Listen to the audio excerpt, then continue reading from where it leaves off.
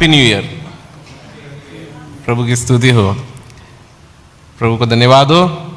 फिर से एक बार प्रभु का वचन लेके आज मैं आपके पास में आया हूं। तो जिस वचन को हमने आज पढ़ा है वो वचन कुछ ऐसा कहता है, एक छोटी सी कहानी बताई गई है। यीशु मसीह सूर और सिदोन के देश में गए हैं, सूर और सैदा के देश में, इंग्लिश में टायरे और सिडोन करके कहा गया है। और इस प्रदेश में जब वो गए हैं तब एक कनानी जाति की स्त्री वो आई है और वो चिल्ला चिल्ला कर कह रही है यीशु मसीह से कि हे दाऊद की संतान मुझ पर दया कर। ऐसा होता है कि वो चिल्ला रही है, तब शिष्य लोग कहते हैं यीशु मसीह से इसे भगा दे, ये हमारे पीछे कब से आ रही है, चिल्लाते हुए आ रही है, इसका हमसे कोई लेना देना नहीं है, तो इसे भगा दे। ऐसा होता है कि यीशु मसीह उस औरत से बात करते हैं, उसको कहते हैं इज़राइल के घराने की खोई हुई भेड़ों को छोड़ मुझे किसी के पास नहीं भेजा गया है। लेकिन फिर भी वो यीशु मसीह के पास में आती है और यीशु मसीह को विनती करती है कि मेरी सहायता कर, क्योंकि लिए उसकी लड़की को दुष्ट आत्मा सता रही है।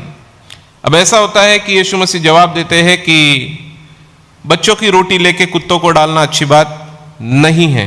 वो कहती है महाराज फिर भी कुत्ते भी मालिक के मेज से गिरा हुआ चूर खा के तृप्त होते हैं। यीशु मसीह कहते हैं तेरा विश्वास बड़ा है, हालेलुया, तेरा विश्वास बड़ा है, तू जैसा चाहती है वैसा तेरे लिए हो गया है।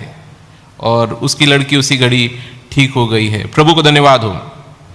सुंदर सा वचन, एक मां की प्रार्थना है और उसी प्रार्थना के बारे में आज मैं आपसे बात करना चाहूंगा। विश्वास की प्रार्थना कैसे होती है, हालेलुया, विश्वास की प्रार्थना कैसे होती है। और यह विश्वास की प्रार्थना एक अविश्वासी औरत ने की है। एक अविश्वासी औरत, एक कनानी जाति की स्त्री, उस स्त्री ने यह ऐसी प्रार्थना की है जहां उस प्रार्थना को देखकर यीशु मसीह कहते हैं तेरा विश्वास बड़ा है और उसी विश्वास के कारण तेरी लड़की चंगी हो गई है, हालेलुया। कई बार हम विश्वासी होने के नाते भी बहुत सारी प्रार्थनाएं करते हैं, हमारी प्रार्थनाओं के जवाब नहीं मिलते हैं और फिर हम कहते हैं कि प्रभु हमारे प्रार्थनाओं के जवाब क्यों नहीं मिल रहे हैं। कुछ तो हमको इस कहानी में सीखने जैसा है, वही चीजें मैं आज आपके सामने रखूंगा कि एक विश्वास की प्रार्थना कैसी होनी चाहिए।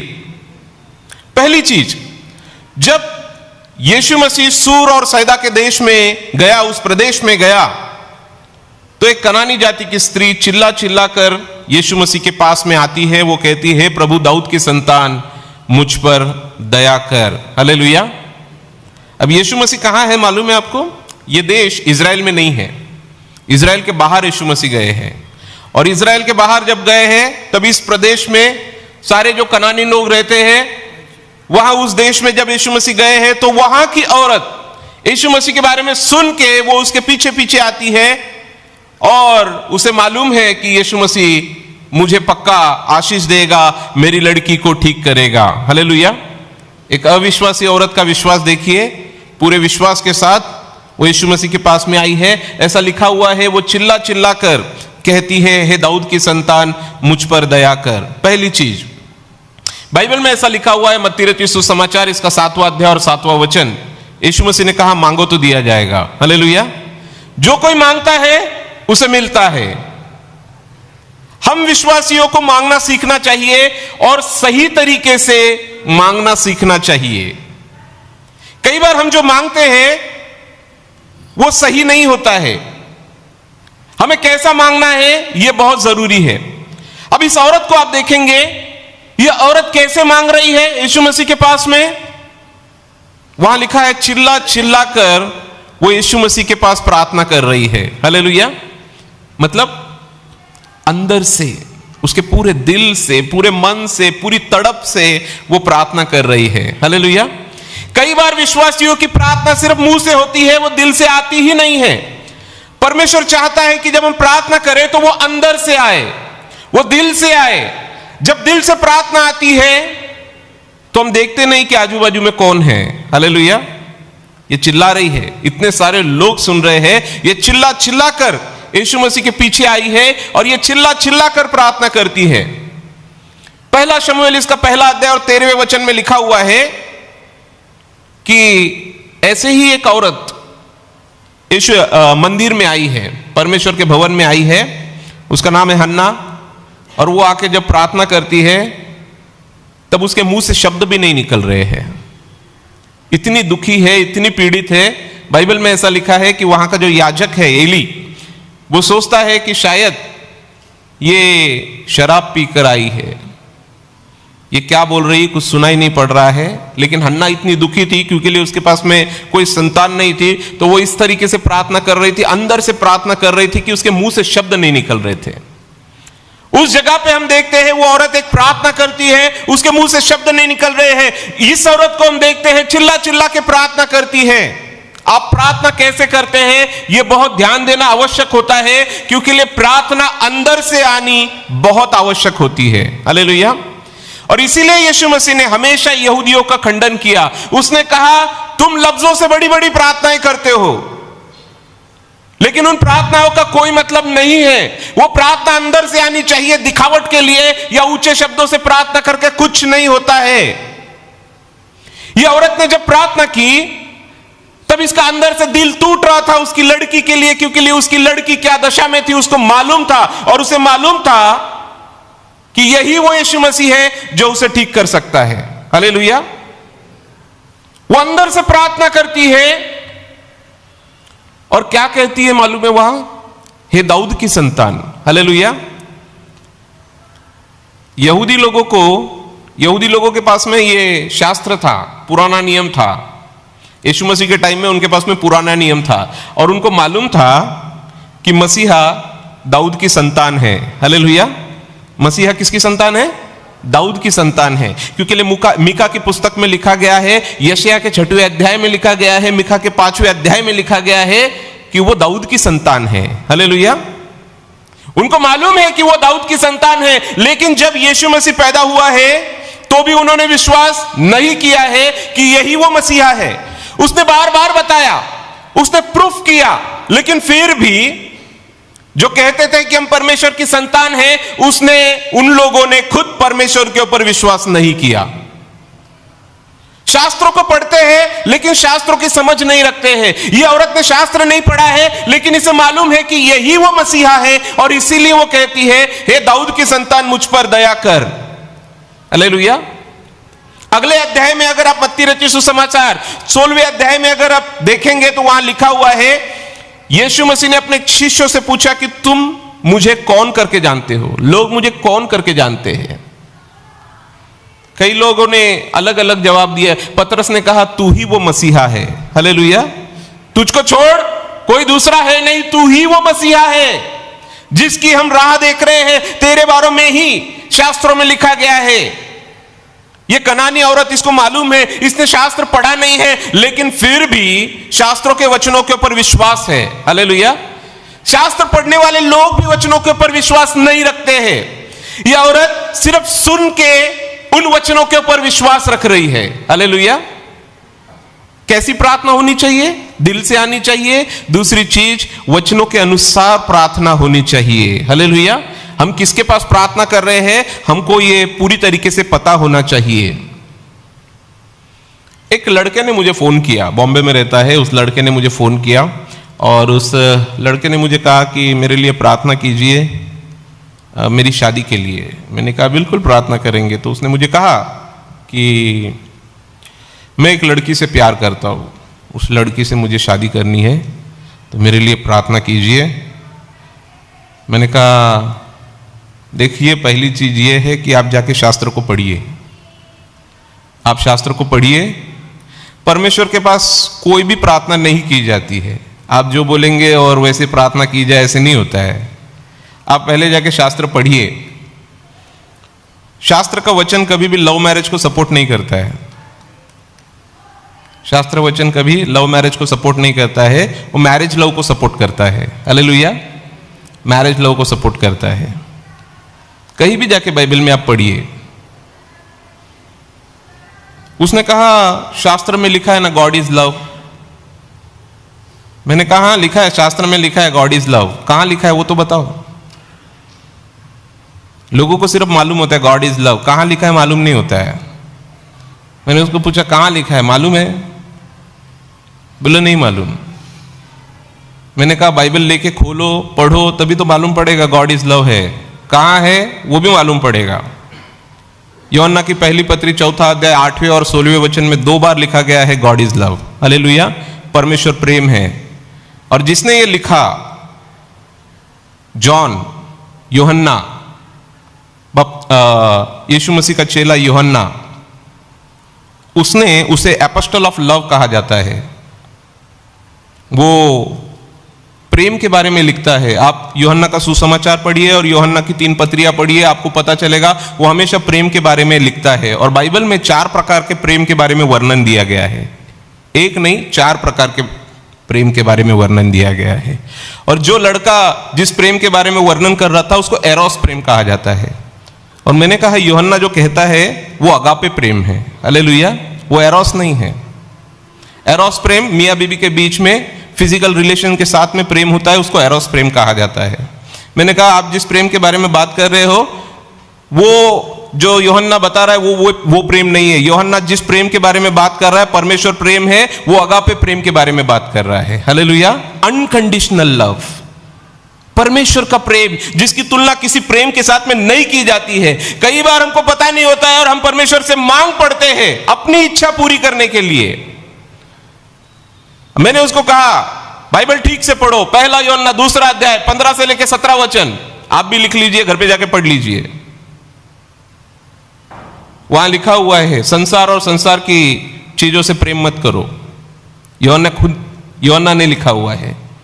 कई बार लोग पढ़ते नहीं है बाइबल, उन्हें पता नहीं होता है और फिर वो गड़बड़ियां कर बैठते हैं। मैंने कहा ये पढ़ो, उसे बहुत बुरा लगा पढ़ के, क्योंकि जब हमारी इच्छा के अनुसार चीजें होती नहीं है तो हमको बुरा लगता है। और फिर उसने क्या किया, उसने फोन रख दिया और मैंने तो अपना काम कर दिया बताने का। फिर करीबन 1 साल के आसपास उसका फोन आया, 1 साल के बाद में उसका फोन आया और फिर उसने मुझे फोन किया और उसने मुझे कहा त्रिभुवन पास्टर बात कर रहे हैं क्या? मैंने बोला हाँ त्रिभुवन पास्टर बात कर रहे हैं, बोलिए क्या हुआ? तो बोले 1 साल पहले मेरी आपसे बात हुई थी, मैंने आपको कहा था कि ये लड़की से मुझे शादी करनी है, आपसे प्रार्थना करने के लिए मैंने फ़ोन किया था और आपने प्रार्थना नहीं की थी और मुझे समझाया था, बाइबल के वचन बताए थे। मैंने कहा मैं हर एक लोगों को बाइबल के वचन नहीं बताता हूँ, उनकी इच्छा नहीं बताता हूँ, मैं परमेश्वर की इच्छा बताता हूँ, बोलिए। तो बोले उस समय मुझको बहुत आपके ऊपर गुस्सा आया और मैंने फ़ोन कट कर दिया और मैंने अपनी इच्छा के अनुसार उस लड़की से शादी कर ली। मैंने बोला अच्छी बात है, कॉन्ग्रेचुलेशंस, आपने आपकी मर्जी पूरी कर ली, अब काय को फोन किया? बोले आपने सही कहा था, अब मैं पछता रहा हूं। बोला अब क्या हुआ? बोले प्रार्थना कीजिए डिवोर्स के लिए। बोले मैं उन्हें कहा मेरा शास्त्र डिवोर्स के लिए प्रार्थना करने के लिए अनुमति नहीं देता है। हालेलुया, कुछ नहीं हो सकता है। अभी जिससे शादी किया ना वैसे ही निभाओ।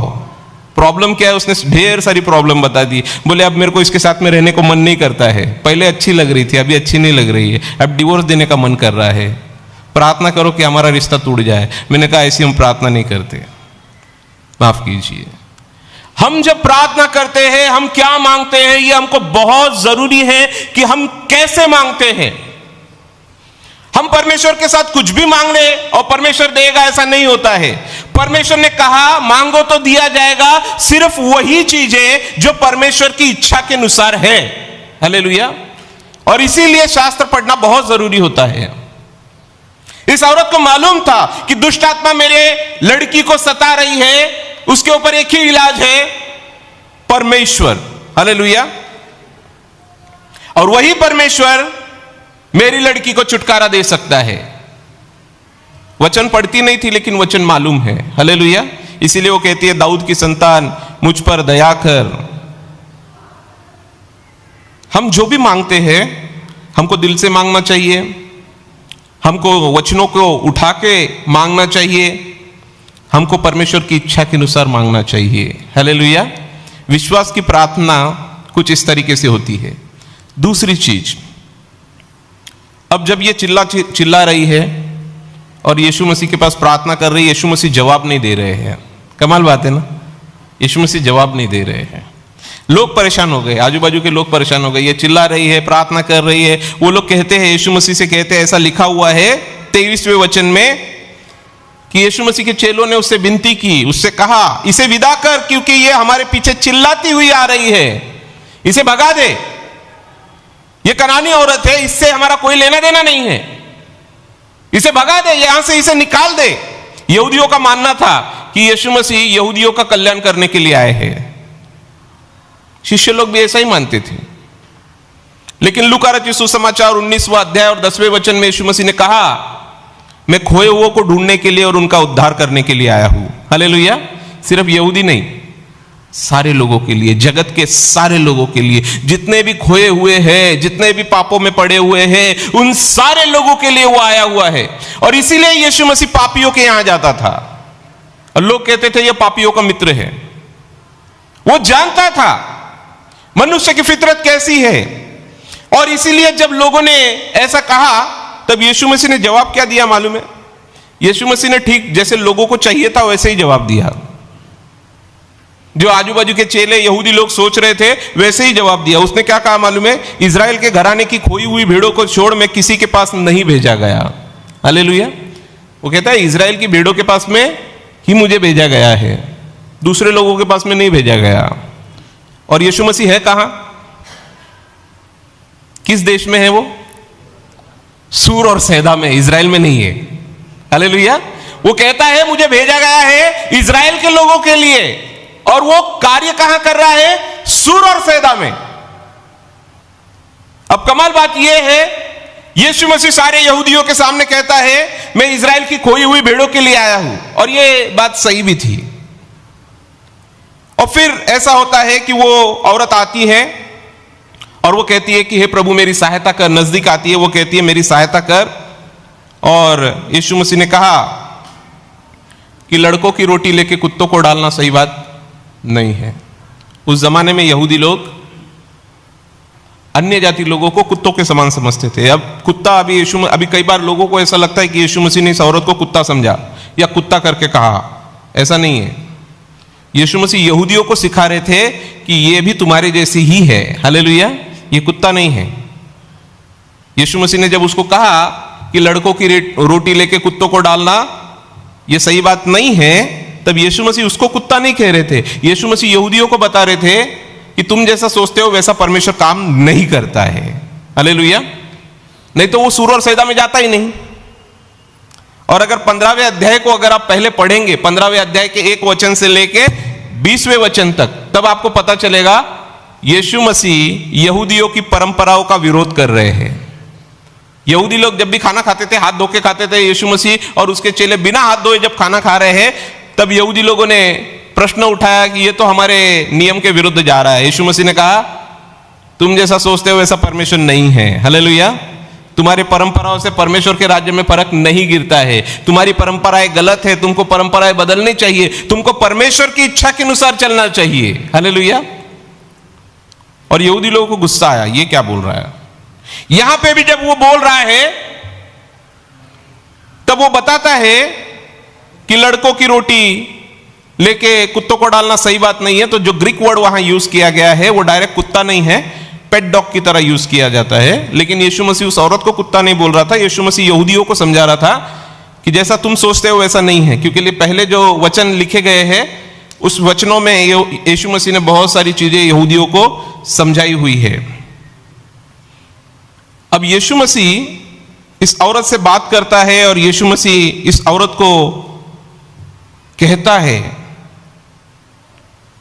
और जब यह औरत सुनती है ये कहती है सत्य है प्रभु, पर कुत्ते भी मालिक के मेज से गिरा हुआ चूर चार खा के तृप्त हो जाते हैं। हालेलुया। यीशु मसीह ने क्या कहा तुरंत? ये सही बात है। हालेलुया। इसका विश्वास बड़ा है। हालेलुया। यीशु मसीह चाहते हैं उस औरत को ठीक करना, उस औरत की बेटी को ठीक करना, लेकिन वो उसके विश्वास की परीक्षा ले रहे हैं और यहूदियों को बता रहे हैं कि जो विश्वास रखता है उसके लिए सारी चीजें संभव है। हालेलुया। जो विश्वास रखता है वो परमेश्वर की संतान है। और इसीलिए ऐसा होता है कि जब यह औरत विश्वास प्रकट करती है तो यीशु मसीह इसके लिए चीजें कर देता है। हालेलुया। विश्वास कई बार ऐसा होता है कि हम हमारे मन में रखते हैं, हम कहते हैं विश्वास हमारे मन में हमारे कृति से दिखाई नहीं देता है। इसीलिए याकूब कहता है कि ऐसा विश्वास किसी काम का नहीं जिसके अंदर कोई क्रियाएं नहीं, क्रियाओं के बगैर विश्वास मरा हुआ है। और इसीलिए विश्वास को क्रियाओं की जरूरत होती है। इस औरत के साथ में जब यीशु मसीह बात कर रहे हैं तब ऐसा हुआ है कि यीशु मसीह इस औरत को उसका विश्वास प्रकट करने के लिए उकसा रहे हैं। हालेलुया। उसको उकसा रहे हैं कि तेरा विश्वास प्रकट होने दे, आज इन लोगों को पता चलने दे। इनको लगता है कि ये विश्वासी है, विश्वासी तू है, क्योंकि तुझे मालूम है प्रार्थना कैसे करनी है। हालेलुया। और जब ये कहती है महाराज कुत्ते भी मालिक के मेज से गिरा हुआ चूर खाकर ठीक होते हैं, पेट भरते हैं, यीशु मसीह कहते हैं तेरा विश्वास बड़ा है, जा, तूने जैसा चाहा वैसा तेरे लिए हो जाएगा। हालेलुया। एक अविश्वासी औरत को एक साधारण सी प्रार्थना से जो चाहिए वो मिल गया, कितनी बड़ी बात है। हालेलुया। 2025 साल में परमेश्वर हमको बहुत सारी आशीषें देने वाला है। हालेलुया। कोई कम आशीषें नहीं देने वाला है। आपको पता होना चाहिए कि वो आशीषें आपको कैसे हासिल करनी है। परमेश्वर ने सारी आशीषें रखी हुई है, चंगाई की आशीष रखी हुई है, बरकतों की आशीष रखी हुई है, आपके लिए, आपके परिवार के लिए भलाई की योजना रखी हुई है। आपको पता होनी चाहिए कि वो आशीषें कैसे मांगी जाए और उन आशीषों को कैसे हासिल करे। सिर्फ आशीषों के सपने देखने से आशीषें नहीं मिलती है, उसके लिए आपकी प्रार्थनाएं असरदार होनी चाहिए और उन प्रार्थनाओं के द्वारा विश्वास प्रकट होना चाहिए। हालेलुया। विश्वास के साथ में जो प्रार्थना की जाती है उसके जवाब मिलते हैं। इस औरत ने ठीक वैसे ही किया। एक अविश्वासी औरत विश्वास के साथ प्रार्थना करती है और उसका जवाब मिलता है। यीशु मसीह ने उसकी लड़की के सर के ऊपर हाथ नहीं रखा, वो अपनी लड़की को यीशु मसीह के पास में नहीं लेके आई थी। यीशु मसीह ने बोल दिया और उसकी लड़की ठीक हो गई। हालेलुया। दुष्ट आत्मा उसके अंदर से निकल गई। वैसे ही एक शताब्दीपति था जिसके बारे में हमको मालूम है कि उसका सेवक घर पे बीमार था, और वो शताब्दीपति कौन था? वो भी अन्य जाति था, वो भी अन्य जाति था। और उस अन्य जाति ने अपने सेवक के लिए लोगों को भेजा और उसने कहा यीशु मसीह से कहो कि मेरा सेवक घर पे बीमार है और वो आके उसे ठीक करे।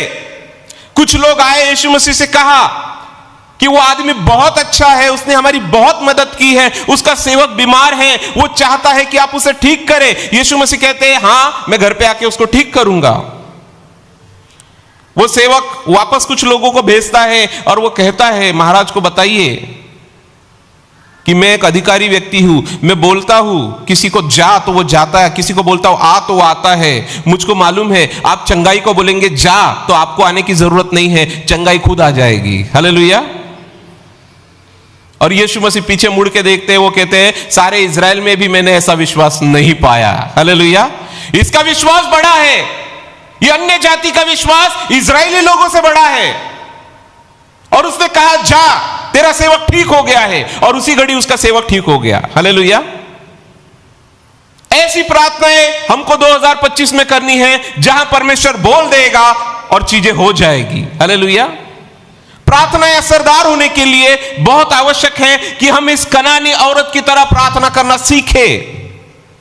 वो प्रार्थना कैसी होनी चाहिए? अंदर से आनी चाहिए, दिल से आनी चाहिए, सिर्फ मुंह से नहीं।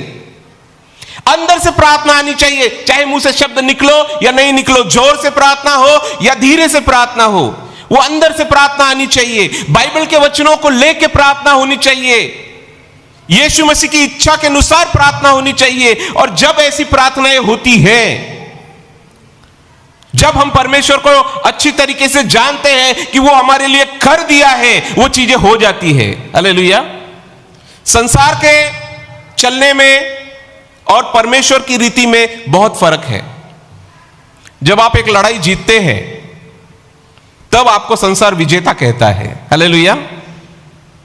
पहले आप लड़ाई जीतते हैं, फिर आपको विजेता करके सर्टिफिकेट दिया जाता है, ये जीत गया। परमेश्वर के राज्य में ऐसा नहीं है। परमेश्वर पहला आपको विजेता का टाइटल देता है और फिर आपको विजय देता है। हालेलुया। अब्राहम को बच्चे नहीं हुए थे, अब्राहम को परमेश्वर ने पहले पिता बनाया और फिर बच्चे दिए। हालेलुया। पहला विश्वास रखा जाता है, फिर चमत्कार होते हैं। दुनिया कैसा होता है? पहले चमत्कार फिर नमस्कार। परमेश्वर के राज्य में ऐसा नहीं होता है, पहले नमस्कार, पहले विश्वास और फिर चमत्कार। हालेलुया। तो 2025 में हम सारे लोग आशीषों का आनंद उठाएंगे। हालेलुया। अगर ये अन्य जाति औरत इतने बड़े चमत्कार को लेके घर पे गई, तो आज हम यहां से उससे भी बड़े चमत्कार घर पे लेके जाएंगे। हालेलुया। विश्वास की प्रार्थना, और वो विश्वास की प्रार्थना आपके और मेरे जीवन में नए बदलाव लाएगी, नए चमत्कार करेगी। प्रभु करे आपको और मुझको ये वचन आशीषों से भरा हुआ और आशीषें देने वाला और दूसरों के लिए आशीषें बनने वाला बनाए। जय मसीह की।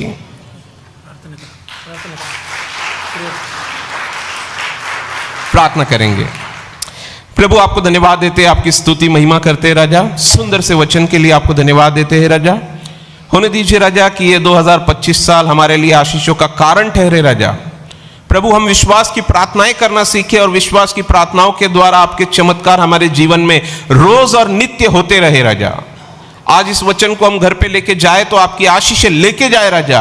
आपकी सामर्थ्य और आपके चमत्कारों को पाए ऐसा आप होने दीजिए। जो लोग यहां बीमार होंगे राजा, आप उन्हें छू लीजिए, यीशु मसीह के नाम से उन्हें चंगा कीजिए राजा। अगर कोई अपनी मुसीबत तकलीफों को लेके यहां आए हैं राजा, यहां से घर लौटते हुए आपकी शांति, आनंद और आपके चमत्कारों को घर पे लेके जाए ऐसा आप होने दीजिए राजा। आज का वचन हम सभी के जीवन में यीशु मसीह के नाम से कबूल करते हैं राजा। मांगते हैं यीशु मसीह के नाम से, सुन और कबूल कर पिता, आमीन।